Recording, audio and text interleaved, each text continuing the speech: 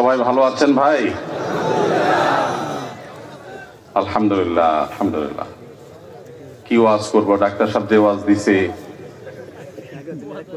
মুরব্বী যে ওয়াজ দিছেন, ওয়াজটা থাকে না আসলে। শেষে ওয়াজ করলে সুবিধা, ওয়াজ সব শেষ হয়ে যায়। ভালো, আমি ওয়াজ করবো না এই জন্য, কারণ এত ওয়াজের পর আর কি ওয়াজ।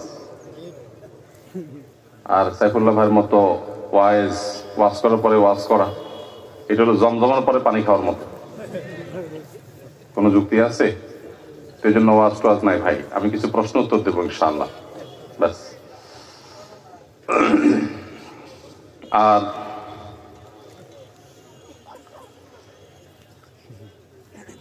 আজকের এই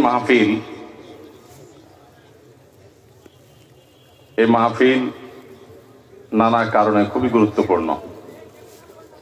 আমার জন্য অবশ্য এই মাহফিলটি ওয়াদা রক্ষার মাহফিল। বছরে আরো কয়েকটা মাহফিল আছে যেগুলা আগে কোনো সময় ওয়াদা করা হয়েছিল। এই এলাকার কৃতি সন্তান হাসান ভাই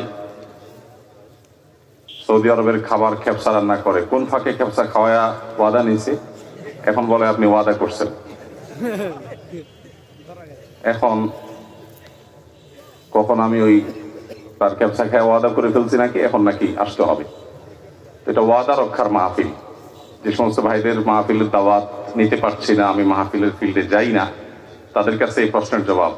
আরো কয়েকটা মাহফিল আছে, খুবই হাতে গোনা 2-4-5টা হয়তো বা 2-3টা হয়তো, সব মিলিয়ে এগুলো সবগুলো কোনো সময় ওয়াদা করা হয়েছিল।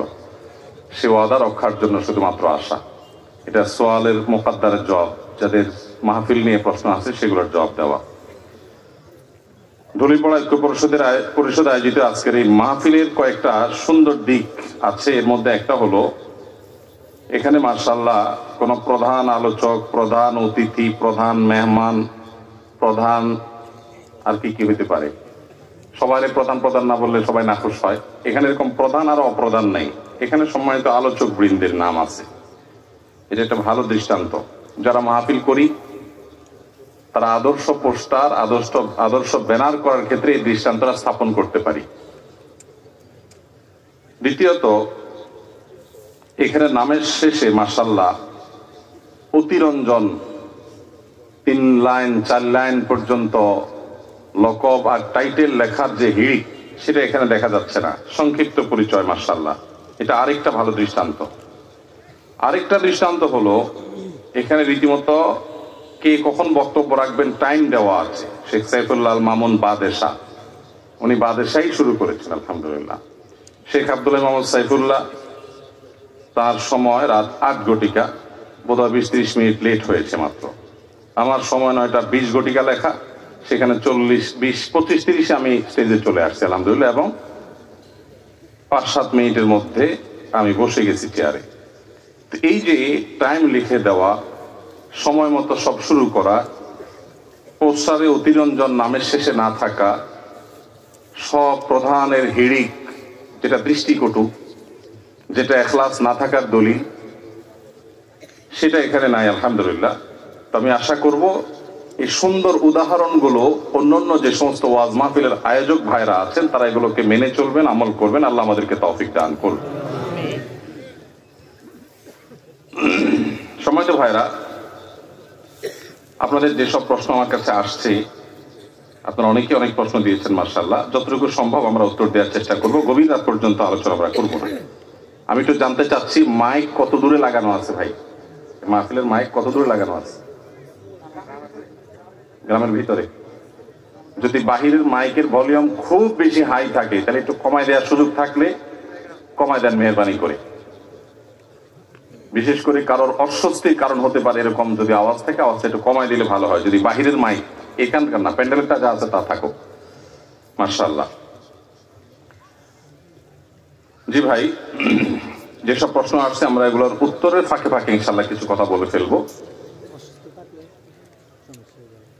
ডাক্তার সাহেব যে ওয়াজ করছেন, আমি আশা করছি উনি একটা ওয়াজ করবেন, সেটা হলো স্বাস্থ্য সচেতনতার জন্য কিছু ওয়াজ। আপনাদের ওয়াজ মাহফিল গুলোতে 2-4-5 মিনিট কথা বলা দরকার। আপনারা যদি আমাদের ওয়াজ করেন, আমরা কি করব? আপনি আপনার ওয়াজ করবেন, কারণ ঘরে ঘরে মানুষ স্বাস্থ্য সম্পর্কে অসচেতন থাকার কারণে নানাবিধ রোগ ব্যাধি হচ্ছে। আপনারা তো ফি না দিলে কথা বলেন না, মাহফিলে এসে মাঝে মধ্যে একটু ফাও কথা বলে যাবেন, বিনা পয়সা মাঝে মধ্যে ফাও কথা বলে যাবেন। মাশাআল্লাহ, ডাক্তার সাহেব মাশাআল্লাহ খুবই পরোপকারী একজন মানুষ, ভালো মানুষ মাশাআল্লাহ। আল্লাহ তাআলা তার দিনের জন্য কবুল করুন। জি ভাই, প্রথম প্রশ্ন, বর্তমান সময়ে আলেমদের মধ্যে কাদা ছড়াছড়ি বেশি চলছে, আমাদের করণীয় কি? কোন হুজুর আবার কাদা মারলো? শীতকালে কাদা পাবে কোথায় এখন ভাই? তো ভাইরা, ওলামায়ে কেরামের মধ্যে মত পার্থক্য থাকবে, এটা স্বাভাবিক। মতের ভিন্নতা থাকবে, এটা কি স্বাভাবিক না অস্বাভাবিক? শুধু ওলামায়ে কেরাম কেন, আমাদের নিজেদের মধ্যে মতের ভিন্নতা আছে না নাই? আছে। স্বামী স্ত্রী দুইজন সংসার করতে গেলে হাজারবার একজন আরেকজনকে ভালোবাসি ভালোবাসি জিকির করতে করতে মুখে ফেনা তোলার পরও দেখা যায় হঠাৎ করে ইউক্রেন রাশিয়ার মতো যুদ্ধ বেঁধে যায়। যায় কি যায় না? তো যারে সারাদিন ভালোবাসি ভালোবাসি যে পরিমাণ জিকির করতেছেন আর জিকির তুলতেছেন, তার সাথে যদি আপনার বেঁধে যায়, তাহলে বোঝা গেল যত জন তত মত। মানুষের দৃষ্টিভঙ্গি, মানুষের বুঝার বেশ কম থাকে, এটা থাকবে, কিয়ামত পর্যন্ত থাকবে। সব আলেমরা সব বিষয় একমত হয়ে যাবেন, এটা কিয়ামত পর্যন্ত কখনো সম্ভব হবে না। তাহলে মতের ভিন্নতা, ইখতিলাফ, মতের বৈচিত্র্য, এটা কখনো দোষের হতে, দোষের কোনটা ভাই? দোষের হলো এই যে কাদা ছড়াছড়ি বলতে যেটা বুঝিয়েছেন আপনি সেটা, অর্থাৎ মতভিন্নতাটা যদি মতবিরোধে চলে যায়।